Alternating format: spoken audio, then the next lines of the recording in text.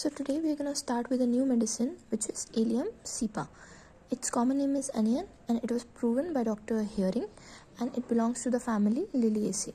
From introduction, the mother tincture of Allium cepa is prepared from fresh red bulbs which abundantly grow in India. इसका मतलब है कि बहुत ही ज़्यादा growth होती है रेड बल्ब्स की अनियन की, जो कि इंडिया में बहुत ही ज़्यादा क्वांटिटी में पाए जाते हैं, तो वहीं से इसकी प्रिपरेशन होती है मदर टिंक्चर की of allium cepa. Ordinarily it has no therapeutic value, यानी कि प्याज का इस तरह से तो कोई थेरेप्यूटिक यानी कि मेडिसिनल वैल्यू नहीं है, किसी प्रकार की बीमारी में या किसी प्रॉब्लम में काम तो नहीं आती. But when it is potentized serves an excellent remedy for catarrhal inflammation. It is more और लेस एन एक्यूट ड्रग. यानी कि नॉर्मली क्रूड फॉर्म में ओनियन तो कोई काम में नहीं आता दवाई के तौर पे, लेकिन जब इसको हम पोटेंटाइज करके मेडिसिन बनाते हैं यानी मदर टिंक्चर बनाते हैं थ्रू प्रिपरेशन, पोटेंटाइजेशन, डायनामाइजेशन, तो ये एक एक्सीलेंट रेमेडी बन जाती है सारे कैटरल इन्फ्लेमेशन के लिए. तो इट इज़ मोर और लेस एन एक्यूट ड्रग, यानी कि एक्यूट ड्रग है, क्रॉनिक नहीं बल्कि एक्यूट ड्रग है. यानी कि जैसे सर्दी ज़ुकाम में, कैटरल इन्फ्लेमेशन में, रेस्पिरेटरी ट्रैक्ट के जितने भी प्रॉब्लम्स हैं जो छोटे टाइम पीरियड के लिए आते हैं किसी बैक्टीरियल इन्फेक्शन की वजह से या वायरल इन्फेक्शन की वजह से, ठंडा खट्टा खा लेने की वजह से, जितने भी रेस्पिरेटरी ट्रबल्स हैं वो सारे के सारे एक्यूट फॉर्म में जब आते हैं तो एलियम cepa उनकी बहुत ही अच्छी मेडिसिन है, रेमेडी है. नाउ क्लिनिकल, तो ये किन किन डिजीज़ में, किन किन प्रॉब्लम्स में हमें काम आती है. तो क्लिनिकल में हम देखते हैं catarrh, cold, coryza, cough, diarrhoea, influenza, injury, laryngitis, nasal polyps, throat affection, whooping cough, etc. So now one by one I will be explaining you all of these and difference between them. So now first of all we'll see कैटेरा. So कैटेरा क्या होता है? एक तरह का inflammation respiratory tract का, जिसमें कि जो हमें नोज़, जो एयरवे है, जो हमारा सांस लेने का पाथ है, उसमें हमें स्टफ़ी फील होता है, यानी कि म्यूकस बहुत ज़्यादा भरा हुआ फील होता है. ड्रिपिंग ऑफ म्यूकस भी होगा बिहाइंड और आउटवर्ड, और बहुत ज़्यादा कोल्ड वाले सिम्टम्स जो होते हैं, गले में खराश, बार बार ऐसे करके वो अपना गला क्लियर करता रहेगा. क्यों? क्योंकि उसके गले में क्या है, म्यूकस है, बहुत ज़्यादा सर्दी बैठ गई है, कफ बन रहा है, तो ये इस तरह की कंडीशन को हम कहते हैं कैटेरा. कोल्ड में क्या होता है? कोल्ड इज़ नॉर्मल कोल्ड, जो हमें सर्दी ज़ुकाम होता है ना, सर्दी लग के बुखार आना, हाथ पैर दर्द करना, उसके साथ साथ ज़ुकाम होना, खांसी होना, तो कफ मतलब खांसी. कोराइजा मतलब अगेन कैटेरा जैसा ही होता है, अपर रेस्पिरेटरी ट्रैक्ट का infection, bacterial infection of upper respiratory tract, that is coryza. Cough is खांसी, diarrhoea is loose stool. Influenza is again it is a disease जिसके अंदर ये सारी चीज़ें इनकाउंटर होती हैं. इंजरी यानी कि किसी तरह की चोट लग गई तब. लैरिंजाइटिस यानी कि लैरिंग्स. लैरिंग्स क्या होता है? वॉइस बॉक्स, हमारे गले में जो हाँ वॉइस बॉक्स होता है जिसके अंदर वोकल कॉर्ड्स होती हैं, जिसकी वजह से हम बोल पाते हैं, तो उसका इन्फ्लेमेशन. जब भी आइटिस वर्ड आएगा उसका क्या मतलब होता है? इन्फ्लेमेशन, यानी कि स्वेलिंग हो जाना.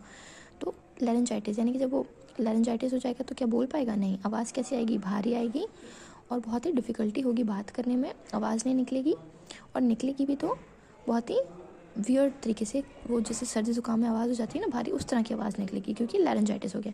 Nasal polyp. अब नेज़ल पॉलिप क्या होता है? नोज़ का जो पाथ है जहाँ से हम इनहेल करते हैं एयर को, तो वो जो नेज़ल पाथवे है उसमें ऐसे बल्ब्स उग जाते हैं, यानी कि जो हमारी म्यूकस मेम्ब्रेन है नोज़ की, उसमें स्वेलिंग आ जाती है. स्वेलिंग आने की वजह से वो क्या होता है, ऐसे ग्रो कर जाते हैं अंदर ही. तो जो हमारा पाथवे है जिसमें हम नोज़ से सांस ले रहे हैं, तो वो क्या हो जाता है? ब्लॉक हो जाता है, जिसकी वजह से क्या होता है? हमें डिफ़िकल्टी ब्रीदिंग होती है, जिसकी वजह से नौजिया भी होता है, जिसकी वजह से सांस लेने में तकलीफ़ होती है. तो इस तरह की कंडीशन हमें नेज़ल पॉलिप में देखने को मिलती है. थ्रोट अफेक्शन यानी कि गले में जितनी भी प्रॉब्लम्स होगी वो सब भी एलियम cepa से ठीक होंगी. यानी कि जैसे कि टॉन्सिल्स हो गए, टॉन्सिलाइटिस हो गया, लेंजाइटिस हो गया, थ्रोट में खराश है जो कि मैंने आपको बताया था कि कफ में खांसी आना, कोराइजा, अपर रेस्पिरेटरी ट्रैक्ट का जितना भी प्रॉब्लम है, कैटरा मतलब वो बार बार अपनी जो गला है उसको क्लियर करेगा ऐसे करके.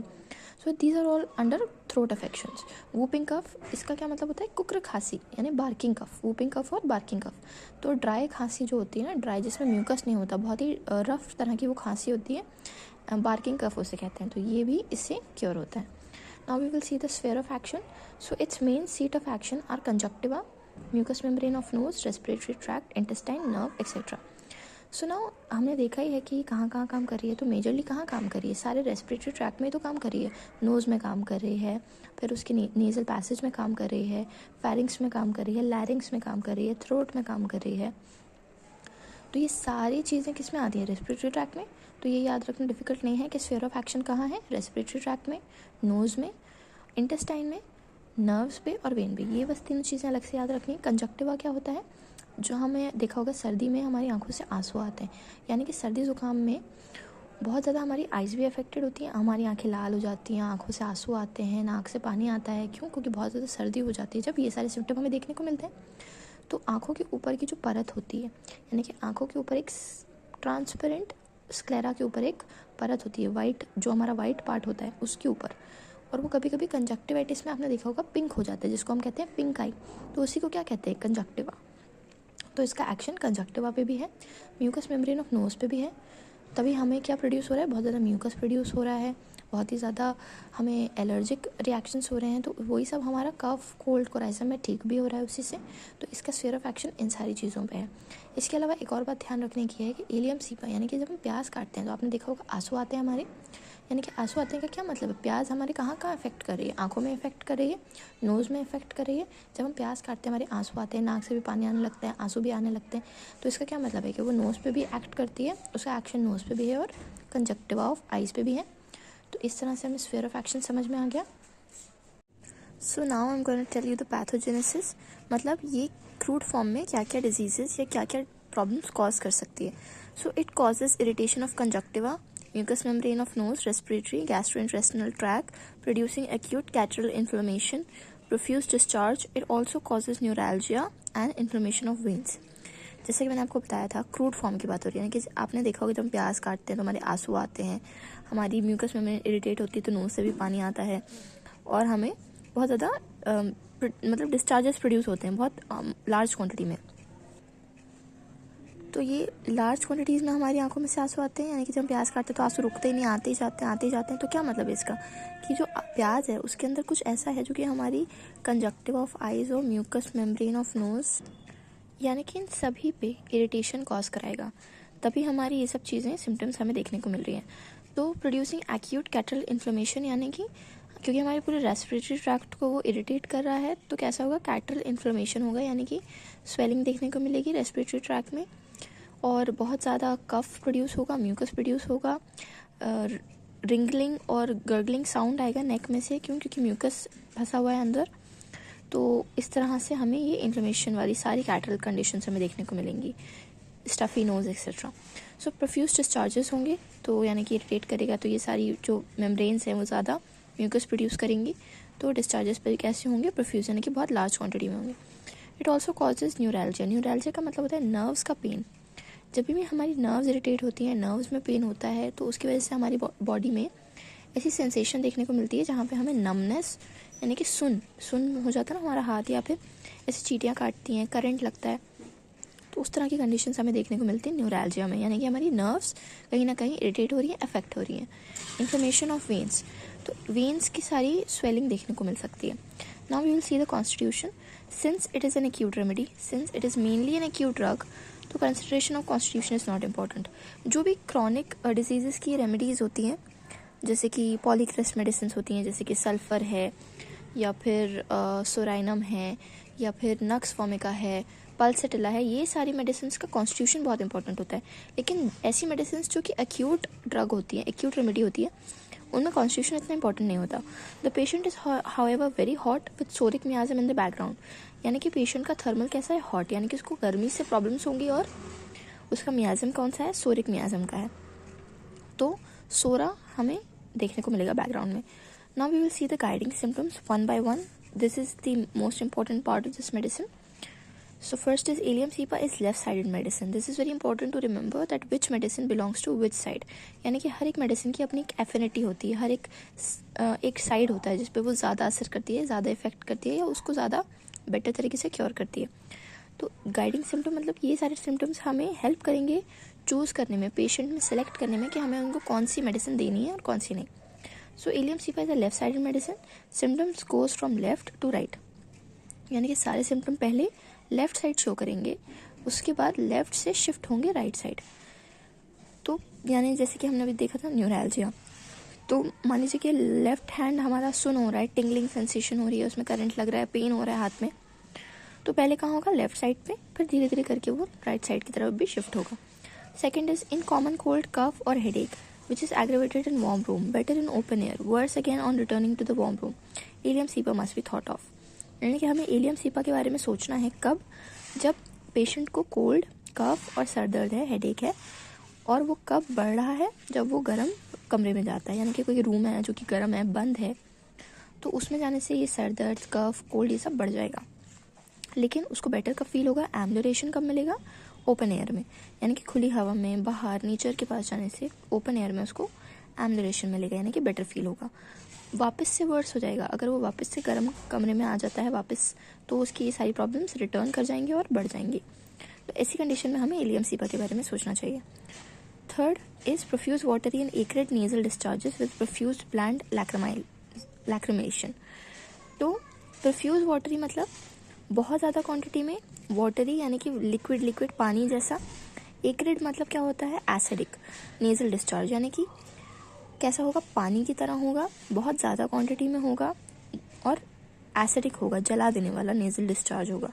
विथ प्रोफ्यूज ब्लैंड लैक्रिमाइलेशन, यानी कि लैक्रिमेशन कैसा होगा, ब्लैंड होगा. ब्लैंड और एक्रेट दोनों एक दूसरे के ऑपोजिट वर्ड है. एक्रेट का मतलब होता है जला देने वाला और ब्लैंड का मतलब होता है प्लेन, पानी जैसा, बिल्कुल जैसे पानी होता है, उसको हम अपने हाथ पे डालते हैं तो क्या हमारी स्किन जलती है, नहीं, क्योंकि पानी कैसा होता है, ब्लैंड होता है, उसके अंदर कोई एसिडिटी या कोई बेसिसिटी नहीं होती. तो इसी वजह से ब्लैंड लैक्रिमाइलेशन देखने को मिलेगा.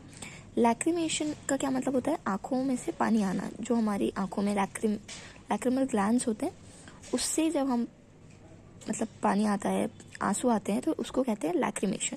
तो मैंने पहले भी बताया था कि सर्दी जुकाम के टाइम में हमारी आँखों में से बहुत पानी आता है, बहुत आंसू आते हैं, तो उसी को हम कहते हैं लैक्रिमेशन. तो ये लैक्रिमेशन कैसा होगा, ब्लैंड होगा, यानी कि एसिडिक नहीं होगा, लेकिन नोज से जो डिस्चार्ज है म्यूकस का, पानी जैसा होगा, बहुत लार्ज क्वांटिटी में होगा और एक्रेट होगा, एसिडिक होगा. तो जैसे ही वो वहाँ से निकलेगा तो उसको वहाँ पे नाक के पास जलन होने लगेगी. इसी का रिवर्स हम देखने को मिलता है यूफ्रेसिया में. अब यूफ्रेसिया क्या है, यूफ्रेसिया भी एक मेडिसिन है होम्योपैथी की, और ये बहुत ही अच्छी मेडिसिन है आँखों के लिए. तो ये आँखों में बहुत अच्छा वर्क करती है. तो हमें ये याद रखना है कि यूफ्रेसिया क्योंकि आँखों की मेडिसिन है, तो आँखों में जब प्रॉब्लम होगी तब हम यूफ्रेसिया देंगे. तो आँखों में क्या प्रॉब्लम हो सकती है, आँखों में जलन होगी, या आंसू कैसे आ रहे हैं, एसिडिक आ रहे हैं, एक्रेट आ रहे हैं, तो और नेजल डिस्चार्ज कैसे होंगे, ब्लैंड होंगे, यानी कि इसका ऑपोजिट है यूफ्रेसिया में. नेजल डिस्चार्जेस उसके ब्लैंड है और लैक्रिमेशन एक्रेट है, यानी कि एसिडिक है. तो ये जो एक्रेट होता है इसको कहते हैं अनप्लीजेंट, बिटर और पंजेंट, यानी कि इसमें से स्मेल भी आती है, कड़वा भी होता है ये, और अनप्लीजेंट होता है और एसिडिक होता है कैरेक्टर में, क्योंकि जहाँ जहाँ स्किन इससे टच करेगी इस तरह के एक्रेट फ्लूइड के साथ, वहाँ पे उसको बर्निंग सेंसेशन फील होगा. तो यूफ्रेसिया क्योंकि आँखों की मेडिसिन है, तो आँखों में क्या होता है, लैक्रिमेशन, तो लैक्रिमेशन कैसा होगा, एक्रेट. वहीं इलियम सीपा किसकी मेडिसिन है, रेस्पिरेटरी प्रॉब्लम्स की मेडिसिन है. तो जब भी हमें कोल्ड होगा तो नेजल डिस्चार्जेस कैसे होंगे, एक्रेट होंगे, वहीं लैक्रिमेशन कैसा होगा, ब्लैंड होगा. Now fourth, desire for raw onion is indicated of this remedy. जिन लोगों को कच्ची प्याज खाने की इच्छा होती है उनके अंदर भी ये मेडिसिन इंडिकेटेड है. Fifth is aggravation in warm room and in evening, relieved in cold room and open air. हमने पहले डिस्कस किया था कि सारी प्रॉब्लम्स गर्म कमरे में जाने से बढ़ती हैं और बेटर कब फील होता है, ओपन एयर में. तो एग्रेवेशन भी किस में है, वार्म रूम में और शाम के वक्त, और रिलीव्ड इन कोल्ड रूम और open air. Now sixth is violent laryngitis. Cough seems to tear and split the larynx.